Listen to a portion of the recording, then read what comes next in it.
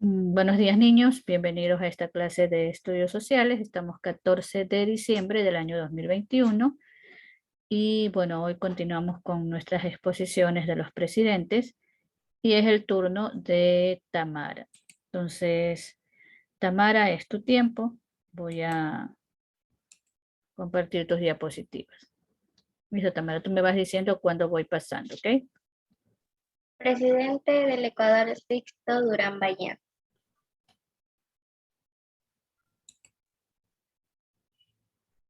Su biografía. Su nacimiento fue el 14 de julio de 1921 en Boston, Estados Unidos. Su fallecimiento ocurrió el 15 de noviembre del 2016. Su mandato presidencial fue el 10 de agosto de 1992 hasta 10 de agosto de 1996. Educación. Instituto de Tecnología. Esteban también fue arquitecto y político ecuatoriano. Su presidencia inició el 10 de agosto de 1992. Tras vencer en las elecciones, Durán Ballén se convirtió en el mandatario más longevo de la historia ecuatoriana, contando con 71 años y 27 días a la fecha de asumir el mandato. Entregó la dirección de la economía y la modernización al vicepresidente Alberto Danzig del Partido Conservador. El gobierno de Sixto Durán Ballén, 1992 a 1996. En 1992 fue elegido presidente Sixto Durán Ballén, quien aplicó una línea económica neoliberal. Durante su gobierno se tomaron medidas económicas como la privatización de algunas empresas del Estado, la reducción de los empleados públicos y la apertura a las políticas sugeridas por el FMI, como la renegociación de la deuda externa. La política económica tuvo altos costos sociales. Se sentía el descontento popular.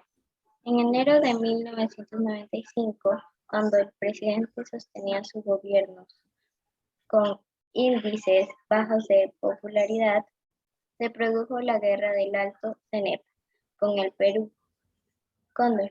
Este hecho unió el país e hizo renacer un sentido del patriotismo y madurez. El presidente tomó una actividad firme y abierta para un acuerdo pacífico que se expresó en la consigna "Ni un paso atrás".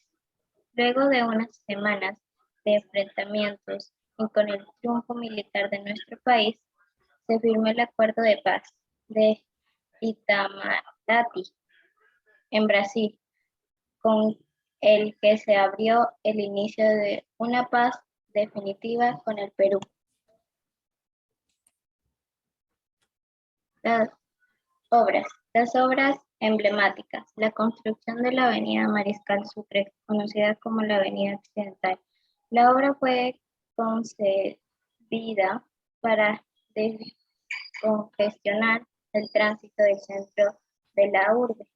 Construcción de los túneles de San Juan, San Roque y San Diego. El objetivo de la obra fue buscar integrar en el norte y sur de Quito y mejorar el tránsito en la ciudad. La central hidroeléctrica Rayón, que entró en operaciones en 1974. La obra se levantó para aportar al sistema de generación de la empresa eléctrica Quito, mediante la captación directa de las aguas turbinadas de la central hidroeléctrica, cuya valla de los caudales del río Machangara. Machanga.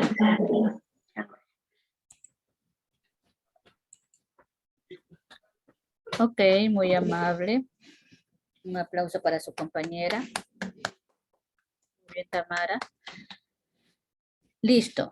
Hablar del presidente del Ecuador, Sixto Durán Ballén, es como yo les dije en días anteriores, pues es del primer presidente que yo recuerdo 100%, porque bueno, yo ya tenía como 14, 15 años cuando él fue presidente. Sí, 1992, exactamente. Tenía 14 años. Entonces, bueno, la cosa es que Sixto Durán Ballén, como se dice al principio, no tenía el apoyo del pueblo. Su popularidad decayó mucho por la negociación de la deuda externa, por los altos costos de la vida que se pusieron ahí. Hubieron, inclusive, se presentaron paros durante su gobierno, paros de transportistas, paros de profesores, eh, y hubo algo muy característico en este gobierno, que bueno, si bien es cierto, no lo mencionó Tamara, pero como complementación a lo que ella dijo, bueno, yo hice anteriormente, el año pasado, unas diapositivas con el tema ni un paso atrás. ¿Por qué se debió el ni un paso atrás? Porque pues cuando hubo la guerra del CENEPA, este presidente, a pesar de que era muy adulto, muy mayor, pues él se puso firme, se puso fuerte y dijo que el Ecuador no cedería ni una parte más de nuestro territorio. Y él dijo, ni un paso atrás, es decir, que nosotros no íbamos a ceder, que los militares iban a luchar con todo lo que tenían para poder defender nuestro territorio. ¿Por qué se dio esta guerra? ¿Cómo empezó? Tamara mencionó que en enero del año 1995, creo que fue, déjame ver. Sí, en enero de 1995, unos miembros de las Fuerzas Armadas descubrieron militares peruanos en nuestro territorio. Y cuando les ordenaron que se detuvieran y que fueran a su territorio, pues abrieron fuego.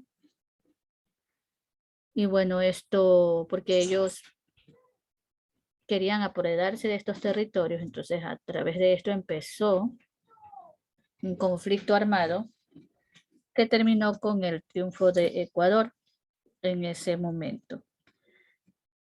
El Alto Cenepa era lo que se defendía, ¿verdad? Y durante este tiempo, pues pudimos defender nuestro territorio. Dice, hablar de Sixto Durán Ballén no es solo hablar del político más longevo. ¿Qué significa longevo? Más viejo, más anciano de nuestro tiempo, ¿verdad? Él también fue alcalde de Quito, ¿verdad? Fue arquitecto. Las obras que mencionó Tamara no fueron exactamente durante el tiempo en que fue presidente, porque el túnel de San Roque y todo esto que está ahí, yo recuerdo que cuando era pequeña pasaba por ahí, entonces no puede haber sido durante la presidencia de él, pero sí durante el tiempo en que él estuvo encargado de, unos las hizo cuando fue ministro, ministro de Obras Públicas, creo que fue, y otros los hizo cuando fue alcalde. Entonces, él fue alcalde en Quito, fue ministro. Debemos recordar que hubo un terremoto, no sé si ustedes recuerdan que les hablé, y que el presidente le encargó a Sixto Durán Ballén, que era su ministro de Obras Públicas, le encargó esta tarea de reconstruir la ciudad de Ambato, que había sido pues devastada por un terremoto. Entonces, aparte de eso, pues él tuvo que dirigir el país, ¿verdad? Desde 1992 hasta 1996 y él reaccionaba con carácter fuerte frente a cada situación que se veía en el país, así como lo hizo cuando se defendió nuestro territorio y se creó la popular frase ni un paso atrás. Y él decía, Ni un paso atrás siempre. Decía, el Ecuador no cederá ni un paso atrás. Entonces esto, bueno, esto ya lo vimos.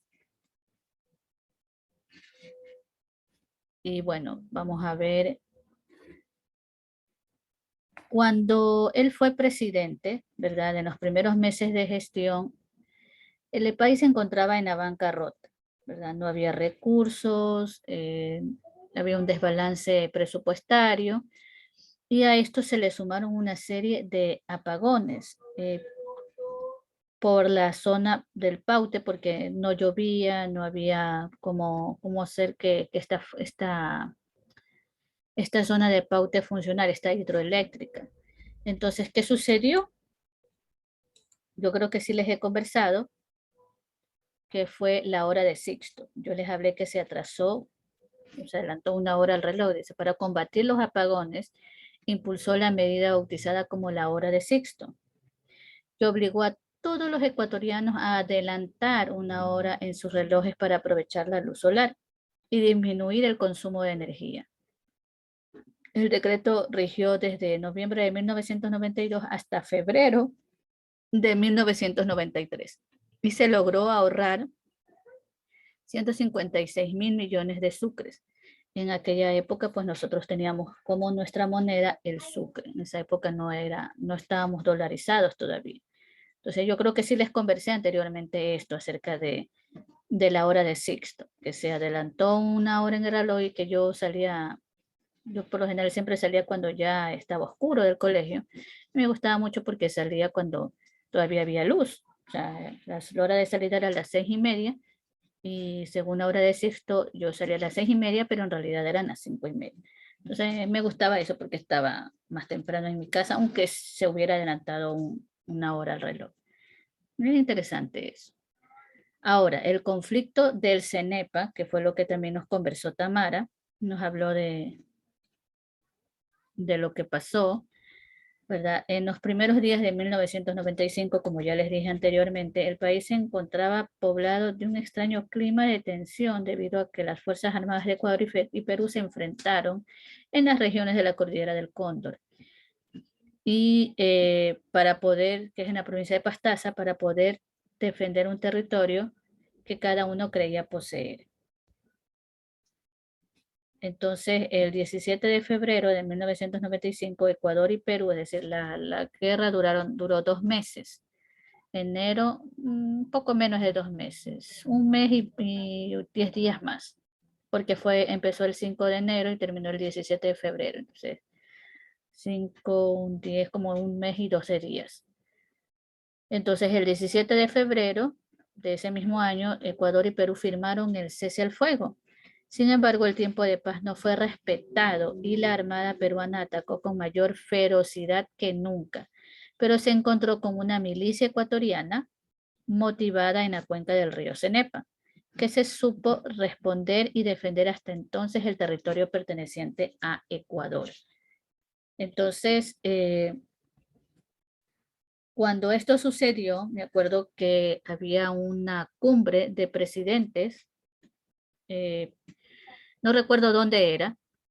Recuerden que yo tenía como 14, 15 años, entonces no recuerdo mucho. Y en esa cumbre de presidentes iba a estar el presidente del Perú, que en esa época era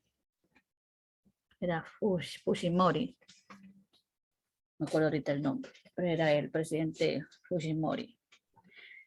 Y cuando llegó el presidente Fujimori a saludar a todos los presidentes, todos le extendieron la mano, menos el presidente del Ecuador, que se cruzó de brazos y dijo que él no le iba a dar la mano a un traidor, porque si ellos ya habían firmado un acuerdo de paz y él permitió que atacaran con mayor ferocidad, eso no lo iba a permitir él y no le dio la mano. Trataron de hacer que se amistaran y todo así como cuando un maestro le dice, a ver, dale la manito al amigo y el niño no quiere darle, más o menos digamos así para que ustedes puedan entenderlo, pero no quiso y no se dio. Luego esto se pudo resolver, ya se pudo encontrar la paz entre dos países que al fin y al cabo somos hermanos, hermanos porque estamos unidos. pero siempre ha habido problemas limítrofes con el Perú principalmente, con Colombia también, pero más con Perú. Entonces, ya cuando todo esto se creía finalizado, sale Dajic, Alberto Dajic, el vicepresidente, que él ahorita ni siquiera está en el país, huyó del país porque se lo acusó de peculado y de haberse apropiado indebidamente de 8 millones de dólares que se supone que estaban reservados para pagar la deuda externa y él fingió que había pagado la deuda externa cuando en realidad no lo había hecho. Entonces el 12 de octubre se subió en una avioneta y se fue. Llegó a Costa Rica y obtuvo asilo político ahí. Nunca más ha regresado al país porque obviamente pesa una orden en su contra. Pero él lo hizo.